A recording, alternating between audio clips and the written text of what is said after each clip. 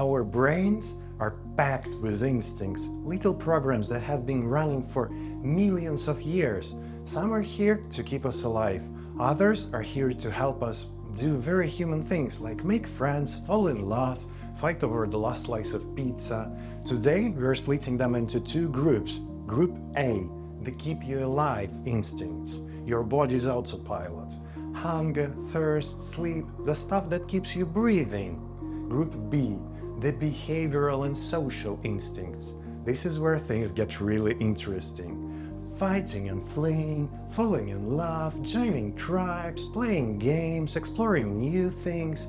We're gonna focus mostly on Group B, but before we get there, first you need to survive long enough to be able to be social.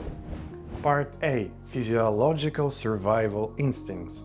Hunger, controlled by your hypothalamus, with hormones like ghrelin telling you to eat and leptin telling you to stop. Your brain is biased towards fat and sugar because for most of human history, you didn't know when the next meal was coming.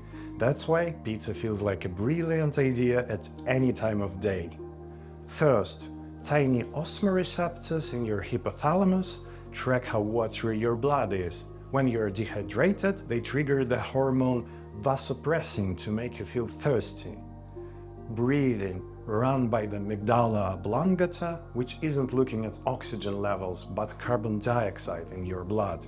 CO2 goes up and your brain tells you, breathe now. You can ignore it for a few seconds, but it will win. Bathroom breaks. Your stretch sensors in bladder and bowel send signals to your spinal cord, reflexes and brainstem. Once those alarms go off, you're on borrowed time. Sleep. Your suprachiasmatic nucleus is your brain's timekeeper. When it gets dark, it tells your pineal glands to release melatonin, whether or not you think you're ready for bed. Alright, that's Group A, the basics.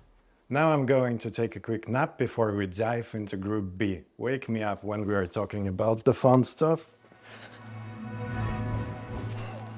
And we are back somehow. Okay, we've got food, water, air and sleep covered. Now let's talk about Group B, the instincts that make us human, the instincts that actually shape how we live, how we fight, love, explore and belong. These are the ones that make us human and sometimes make us weird. Part B, behavioral instincts, survival behaviors, fight or flight. This one is a core instinct, deep, hardcore and absolutely central to staying alive. You've got this almond-shaped bit in your brain called the amygdala, basically your personal smoke alarm. When it senses danger, it slams the panic button and wakes up your sympathetic nervous system. Think of the sympathetic nervous system as your body's red alert mode. Heart rate up, breathing faster, blood pumped to your muscle, digestion paused. Your body is clearing the decks, so you can run or fight. It's the ultimate drop everything command. In the wild, this was brilliant. Sudden movement in the bushes could be leopard.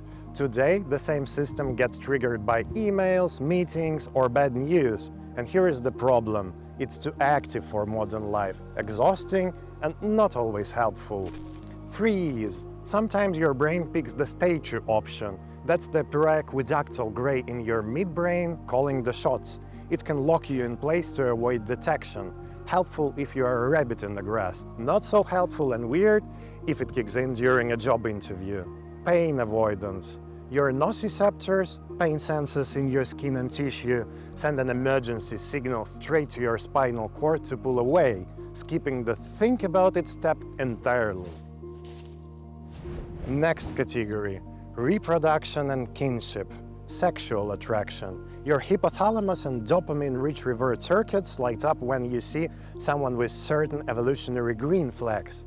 Symmetry, clear skin, waist-to-hip ratio. Dating apps basically weaponize this wiring. Pair bonding. Virtually all of us end up in some kind of pair, not because we sit down and make a spreadsheet of pros and cons, but because it's one of the most hardwired instincts we have.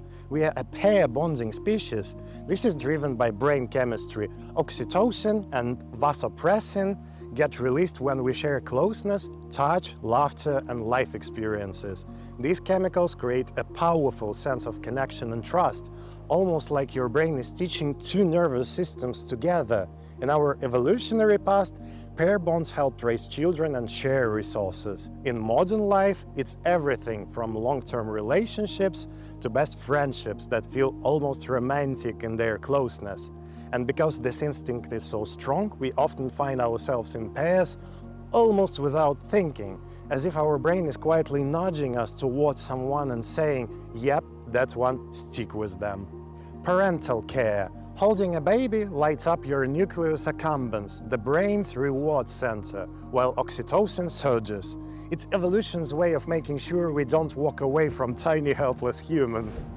Category number 3, social cohesion. Group belonging. Your ventral striatum rewards you for fitting in. In the past, it meant safety in numbers. Today, it's the little dopamine buzz from getting a like online. Hierarchy navigation. Testosterone and cortisol levels shift depending on whether you're climbing up or holding your ground. Your brain constantly reads posture, tone, and micro-expressions to figure out who is the boss in any given group. Mimicry. This is your mirror neuron system, the brain circuits that let you copy someone's smile, accent, or posture without you realizing it. It's bonding in action. Category number 4, exploration and learning. Curiosity.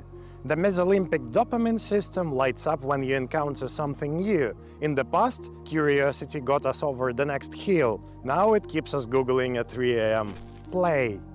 Play releases endorphins and helps the prefrontal cortex wire up for planning and problem solving. For kids, it's practice for adult life. For adults, well, it's practice just with more expensive toys.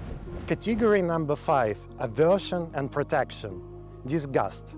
Processed in the insula, evolved for avoiding rotten food, now extends to moral outrage.